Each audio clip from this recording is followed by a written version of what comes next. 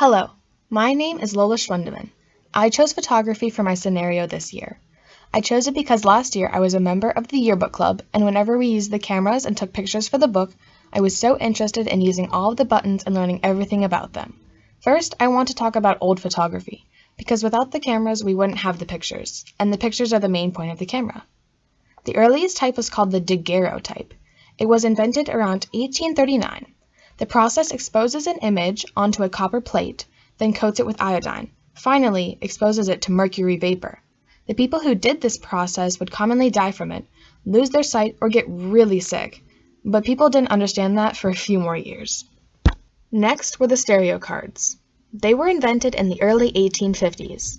They were made almost the same way, but it doubled the image so it can be seen better and more clear. People figured out that the gases they used to make the daguerreotypes were harmful. As people started to evolve, so did their cameras, and pictures too. Next were the embryotypes. They were invented around the late 1850s. The photo is created by putting glass against a dark negative. Soon enough, people invented the next type of picture, the cabinet cards. They were invented in the 1860s.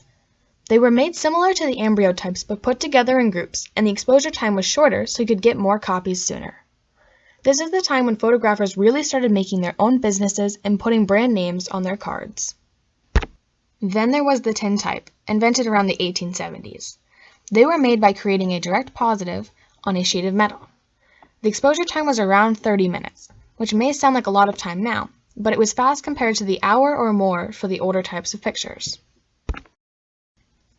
Now, moving on to a camera you think of when you see cameras today, a digital camera.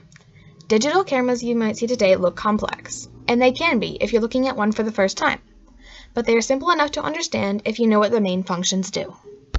When you look at the mode dial, the first thing you might see is the little face, and you think, oh, the face means portrait, or the little running man means for sports.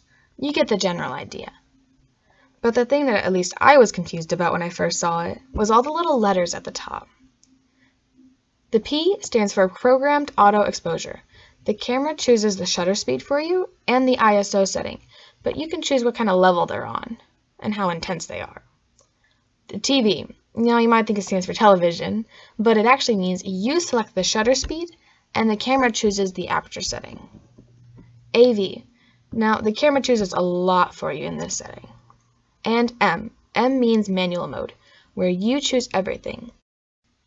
Finally, one of the most important things about cameras and photography in general is what I like to call, and is what is commonly known as, the exposure trio. It consists of aperture, ISO, and shutter speed. First, aperture. It controls the amount of light. By changing the size of the hole, either letting the camera do it or doing it manually, you choose how much light enters. Next is shutter speed. It controls the duration of the light that enters. Whenever you press the button down to take a picture, the shutter opens, allowing light to pass through and hit the image sensor. ISO. It is more of a digital function than rather a manual function, but it enables you to adjust how responsive the image sensor is to light. It basically means the higher the light sensitivity is.